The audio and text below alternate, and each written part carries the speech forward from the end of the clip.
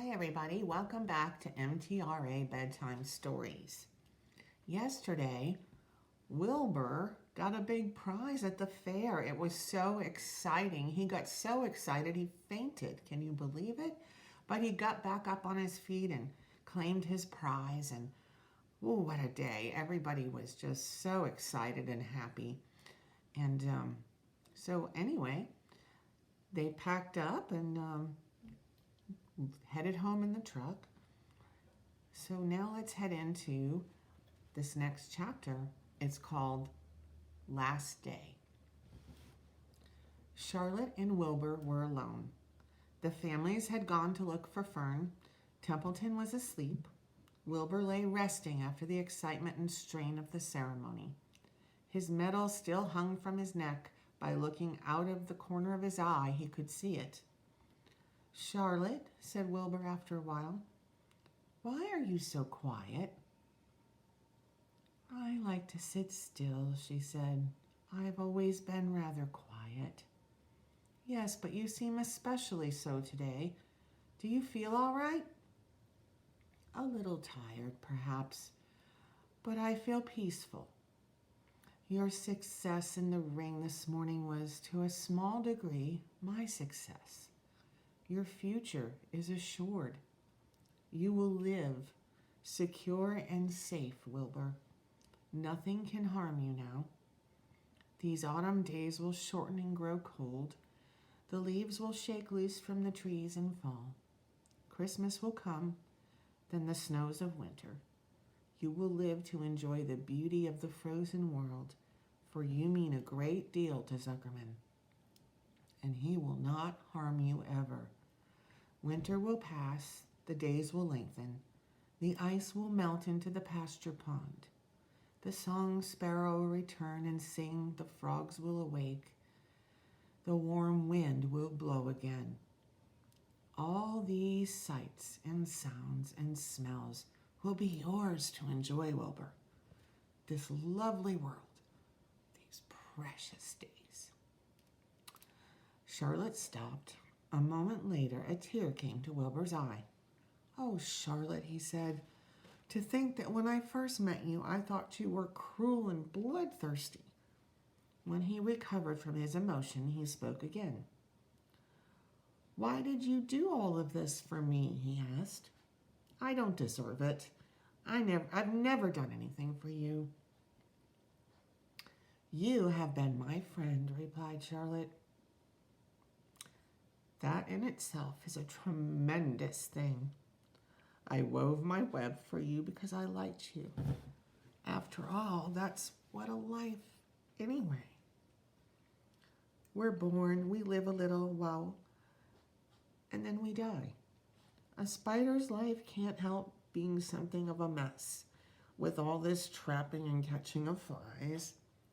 By helping you, perhaps I was trying to lift my life up a little trifle. Heaven knows, anyone's life can stand a little of that." "Well," said Wilbur, "I'm no good at making speeches. I haven't got your gift for words.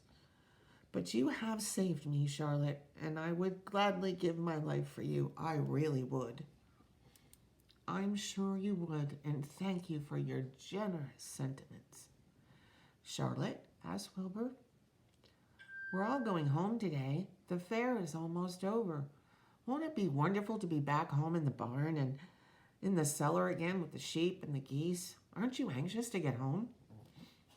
For a moment, Charlotte said nothing. Then she spoke in a voice so low, Wilbur could hardly hear the words. "I will not be going back to the barn," she said. Wilbur leapt to his feet. "Not going back?" he cried. "Charlotte, what are you talking about?" "I'm done for," she replied. "In a day or two, I will be dead. I haven't even enough strength to climb down into the crate. I doubt if I have enough silk in my spinnerets to lower me to the ground." Hearing this, Wilbur threw himself down in agony of pain and sorrow. Great sobs racked his body. He heaved and grunted with desolation. "Charlotte," he moaned, "Charlotte, my true friend." "Come now, let's not make a scene," said the spider. "Be quiet, Wilbur. Stop threshing about. But I can't stand it, said Wilbur. I won't leave you here alone to die.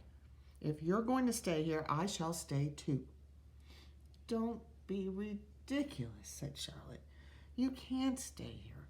Zuckerman and Larry and John Arable and the others will be back any minute now, and they'll shove you into that crate and away you'll go. Besides, it won't make any sense for you to stay. There would be no one to feed you. The fairgrounds will soon be empty and deserted. Wilbur was in a panic. He raced round and round the pen. Suddenly he had an idea. He thought of the egg sack and the 514 little spiders that would hatch in the spring. If Charlotte herself was unable to go home to the barn, at least he must take her children along. Wilbur rushed to the front of his pen. He put his front feet up on the top board and gazed around. In the distance, he saw the Arables and the Zuckermans approaching. He knew he would have to act quickly. "Where's Templeton?" he demanded. "He's in the corner under the straw asleep," said Charlotte. Wilbur rushed over, pushed his strong snout under the rat, and tossed him into the air. "Templeton!" screamed Wilbur. "Pay attention!" The rat, surprised out of a deep, sound sleep, looked first dazed, then disgusted. "What kind of a monkey shine is this?" he growled. "Can a rat catch a wink of sleep without being rudely popped into the air?" "Listen to me," cried Wilbur.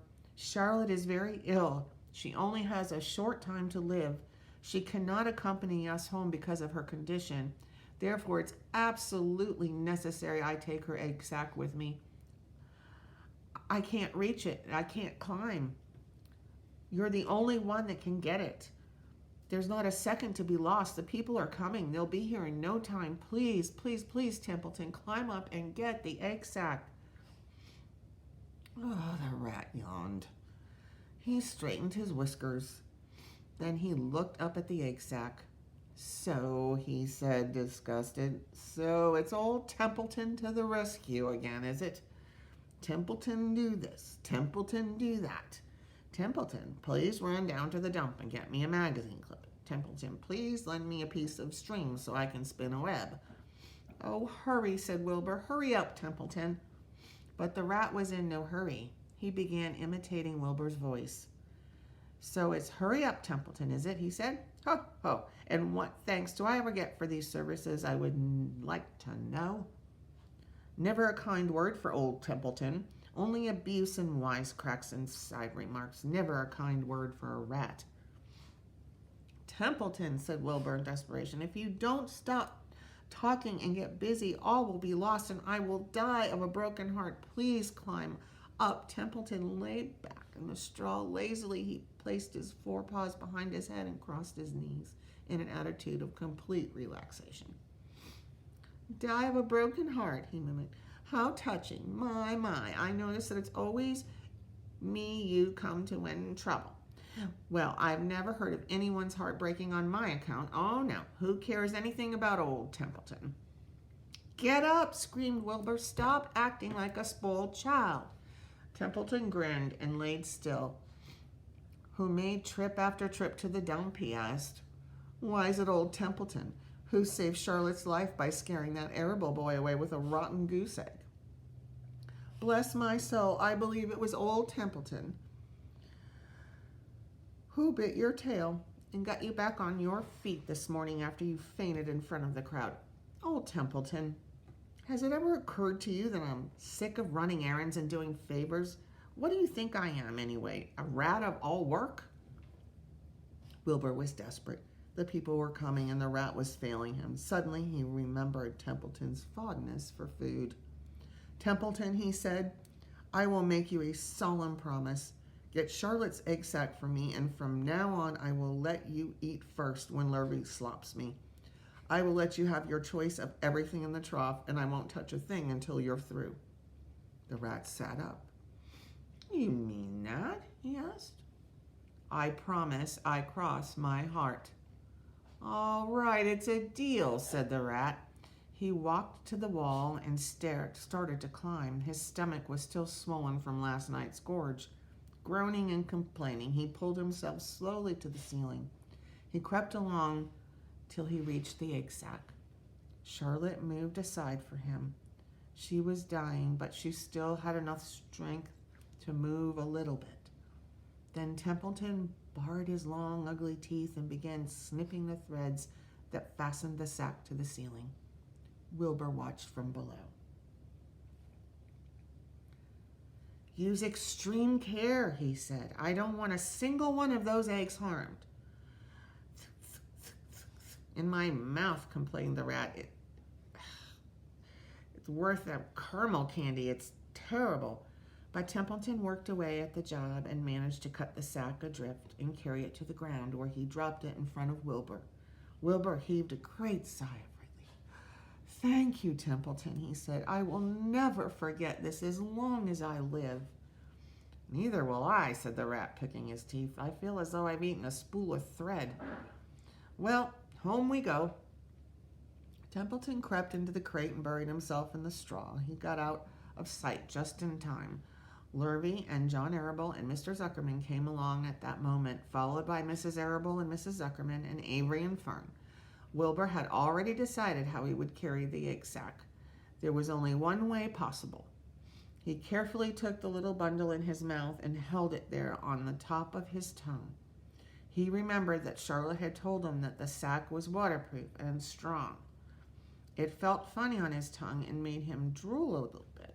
And of course he couldn't say anything, but as he was being shoved into the crate, he looked up at Charlotte and gave her a wink. She knew he was saying goodbye in the only way he could, and she knew her children were safe. Goodbye, she whispered. Then she summoned all her strength and waved one of her front legs at him. She never moved again. Next day, as the Ferris wheel was being taken apart and the racehorses were being loaded into vans and the entertainers were packing up their belongings and driving away in their trailers, Charlotte died. The fairgrounds were soon deserted. The sheds and buildings were empty and forlorn. The infield was littered with bottles and trash. Nobody of the hundreds of people that visited the fair knew that a little gray spider had played the most important part of all. No one was with her when she died. That ends our chapter tonight. And we must all realize that that's a spider's life. As sad as it is, Charlotte lived a really great life. She had what we call a life well lived. She gave and sacrificed of herself to others and loved. Okay, everybody. Be good, be safe, be kind, and I'll see you tomorrow.